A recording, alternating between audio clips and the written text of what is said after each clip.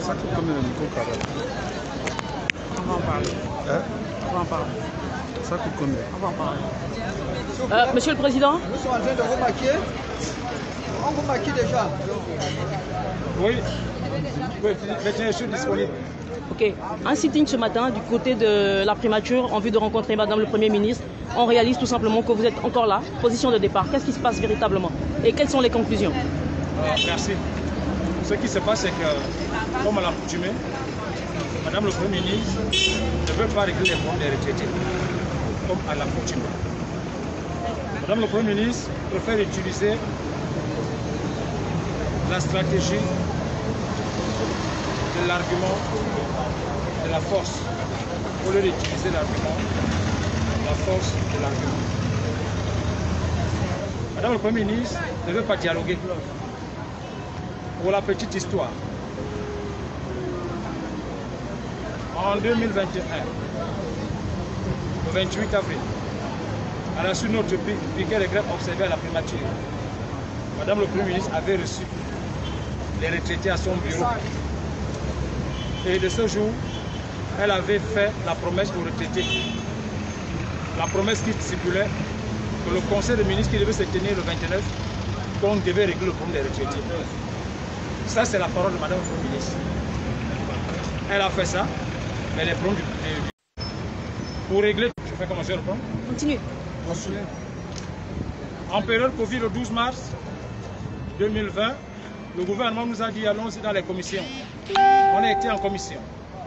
Après les commissions, le gouvernement nous a dit que le problème des retraités sera réglé en 2021.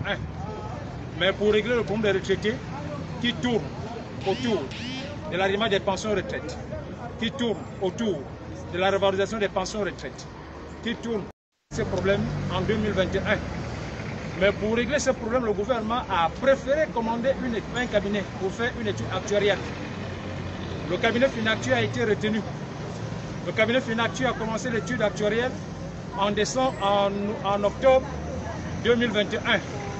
Le 28 décembre 2021, le cabinet Finactu a remis le rapport des conclusions de l'étude à Madame le Premier ministre. À la suite de cette remise du rapport des conclusions de Finactu, Madame le Premier ministre a diligenté un voyage d'imprégnation en Côte d'Ivoire pour aller voir ce qui se passe. Pierre Mintsage avait été choisi par le Premier ministre pour dire, toi qui défends les retraités, vas-y voir ce qui se passe aussi en Côte d'Ivoire. Comme ça, au retour, on va régler les problèmes. Nous sommes allés en Côte d'Ivoire, aux frais du contribuable. On est encore en 2021, aujourd'hui. Et en partant en Côte d'Ivoire, ce jour-là, j'avais posé la question aux trois membres du gouvernement. L'ancien ministre de la Défense, M. Michael, l'ancien ministre du Budget, M. Sosten Osungo, Madame Madeleine Baird, de la fonction publique ministre actuelle, qu'après notre voyage d'imprégnation en Côte d'Ivoire, est-ce qu'il y a une autre étape? Le gouvernement nous a dit, c'est la dernière étape. C'est la dernière étape. Alors, nous sommes au mois d'avril, donc nous sommes au 4e mois de l'année 2022. Depuis que le rapport a été remis le 28 décembre 2021 à Madame le Premier ministre, aucune communication vis-à-vis des retraités. Aucune communication. Je crois me souvenir que quand le chef de l'État en 2021 avait réuni les deux chambres du Parlement en congrès, il avait dit « Consolidons le système de retraite de nos aînés ». Je crois que la parole du chef de l'État la parole du chef de l'État, pour moi, ne doit souffrir aucune contestation. Alors, regardez ce qui se passe. Le chef de l'État a parlé. Aucune réaction du gouvernement. Les retraités ont parlé. Aucune réaction du gouvernement. La seule façon pour les retraités aujourd'hui de montrer encore leur mécontentement, parce que je vous rappelle que le mécontentement là tient du fait que tous ceux-là qui sont à la retraite sont payés abusivement et par aberration, parce que le gouvernement appelle allocation provisoire d'attente, qui signifie prépension. Prépension veut dire que si vous pouvez bénéficier de votre pension de 300 000, je dis bien de 300 000, votre pension principale 300 000, le gouvernement ne vous donne pas les 300 000, le gouvernement vous donne peut-être un demi-tiers de ces 300 000 là. C'est la raison pour laquelle les retraités ici, certains se retrouvent avec les pensions de 40 000, 50 000, 25 000. Et la plus grande pension aujourd'hui, pour tous ces retraités, c'est environ 122 500. 122 500. Ça veut dire qu'au Gabon, il y a des retraités du secteur public qui sont même payés en deçà du revenu minimum mensuel, qui stipule qu'aucun Gabonais, qu'il soit à la retraite ou en activité, ne doit gagner en deçà de 150 000. Alors aujourd'hui, nous avons décidé de venir appliquer les grèves à la primature et la conséquence, la solution, vous la voyez. Madame le Premier ministre utilise l'argument de la force. Madame le Premier ministre utilise l'argument de la force au lieu de la force de l'argument. Elle fait venir nos frères habillés, qui eux aussi seront dans le même problème demain. Parce que c'est les potentiels retraités. Oui, nous comprenons que Madame le Premier ministre a sollicité une grâce pour qu'elle arrive jusqu'au mois de juillet pour bénéficier de la retraite au titre du régime spécial en qualité du Premier ministre. Mais tous les retraités là, qui ont défendu le pays, tous les retraités là, qui ont servi le pays, ont 36 ans d'ancienneté dans la fonction publique. 36 ans pour avoir quelle pension? 45 000. 36 ans pour avoir quelle pension? 80 000. 36 ans pour avoir quelle pension? 122 000. Et elle, 24 mois seulement, elle sera dans la pension de 3 millions par mois. Monsieur le Président, en conclusion, vous n'avez pas été reçu et vous repartez tranquillement, n'est-ce pas? Nous n'avons pas été reçus et les retraités sont en réflexion. Et puis, on va accompagner nos frères qui sont venus nous encadrer. Parce que ce qui est sûr, c'est que demandez aux retraités qui meurent déjà de faim à la maison, qui ont supporté depuis 2015, date à laquelle le nouveau système est opérationnel, jusqu'à aujourd'hui, demandez encore à ces retraités de partir pour revenir et repartir. Nous avons suivi les conseils de nos frères appuyés. Les retraités sont en réflexion. Je crois que la suite vous sera donnée ultérieurement. Les retraités ne repartent pas en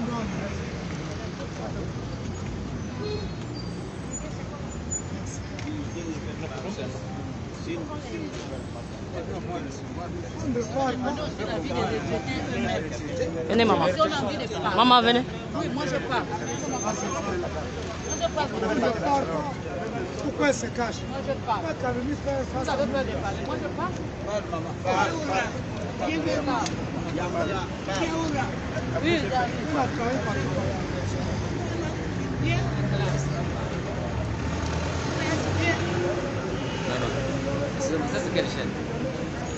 alors, Madame, bonjour.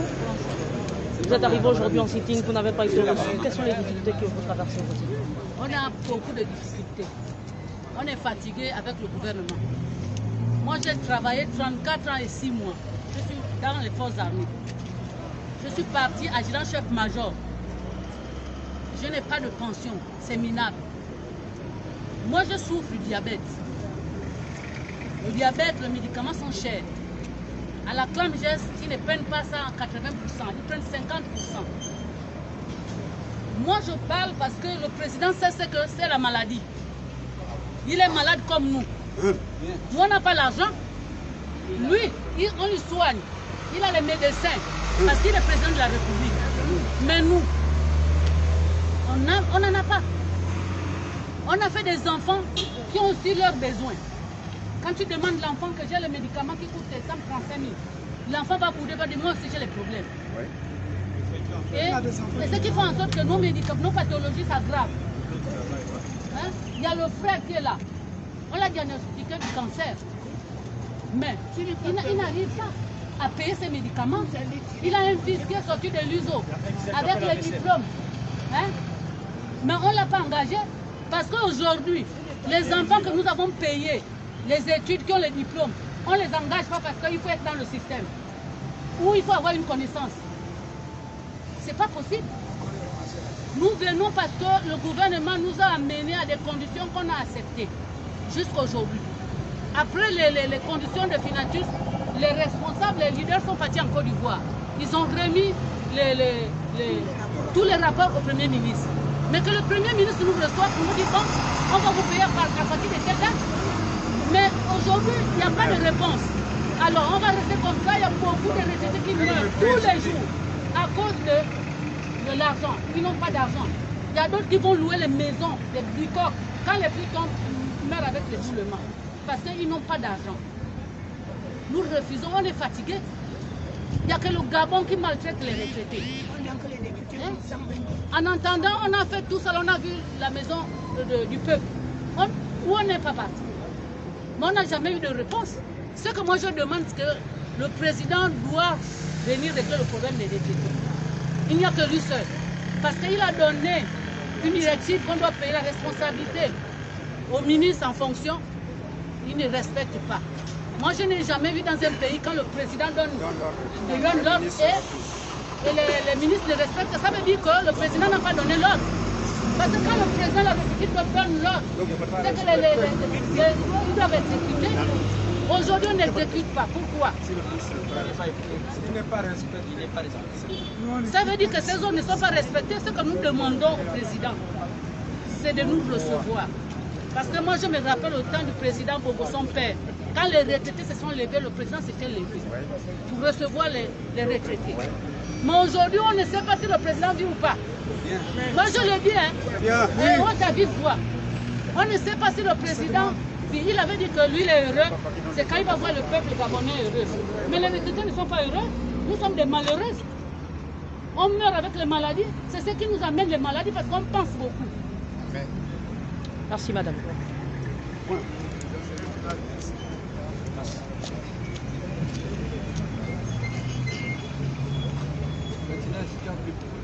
Non, j'avais pas fini en fait.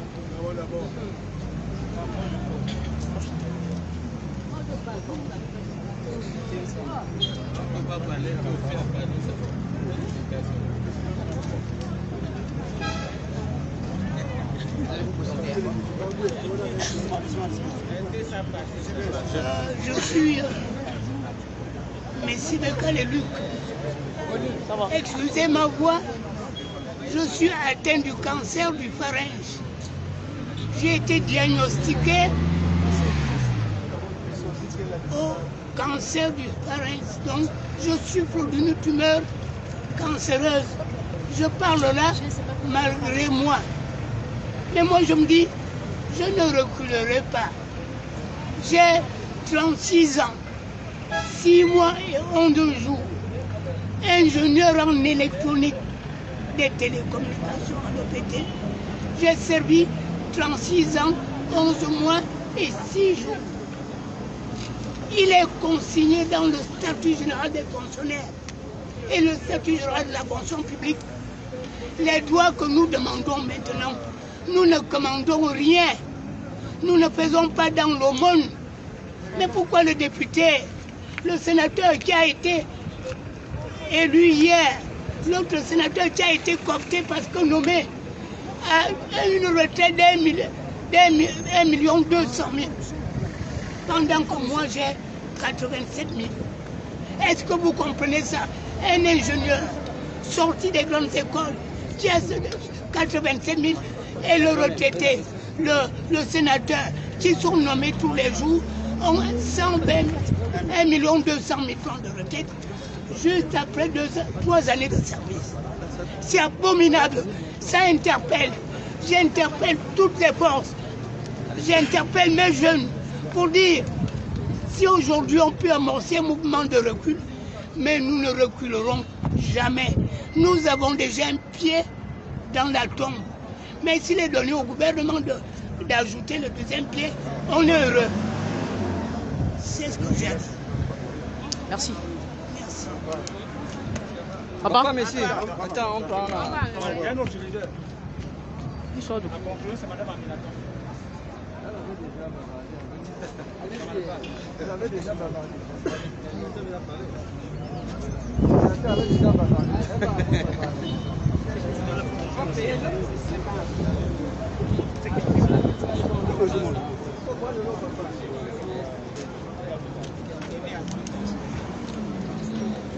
Monsieur le leader, nous sommes à vous.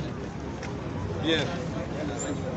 Je suis le camarade Christian Mermans Nanson. Je suis le président de la Fédération nationale des syndicats des secteurs de la culture et des arts, FENASICA. Par ailleurs, président du syndicat national de la culture et des arts, SINACA.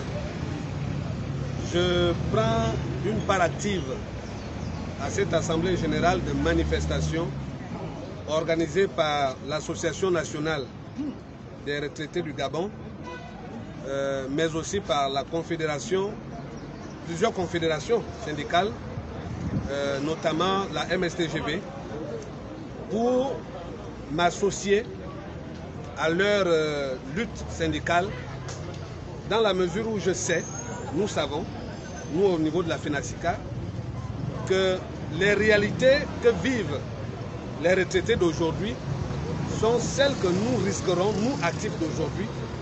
Ce sont les mêmes réalités auxquelles nous pourrions être confrontés demain.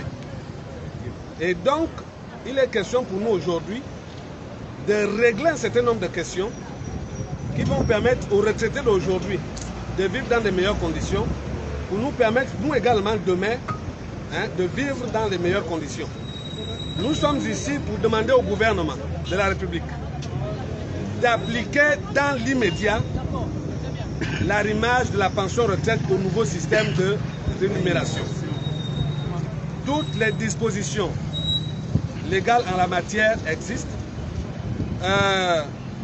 Toutes les démarches, les négociations qui ont eu lieu pour que ce principe soit arrêté sont épuisées. Et donc il est question pour nous aujourd'hui de rappeler au gouvernement de la République ses engagements par rapport à l'application de cet arrimage de la pension de retraite au nouveau système de rémunération. Très bien. Nous voulons également demander au gouvernement de faire appliquer les réformes proposées par le cabinet FINACTU dans son bouquet 2. C'est du moins la position de la FENASICA. Tout ce qui est contenu dans les réformes du bouquet 2 présenté par le cabinet FINACTU, en termes de réformes, nous sommes parfaitement d'accord par rapport à cela et nous demandons au gouvernement de la République de faire asseoir autour d'une même table et le gouvernement et les partenaires sociaux pour qu'ensemble nous puissions procéder à cette réforme-là. Merci. Merci. Non, c'est bon, elle a déjà parlé. Elle a parlé depuis hier. Madame Aminata. Non, c'est bon, là, c'est terminé. Elle a déjà parlé.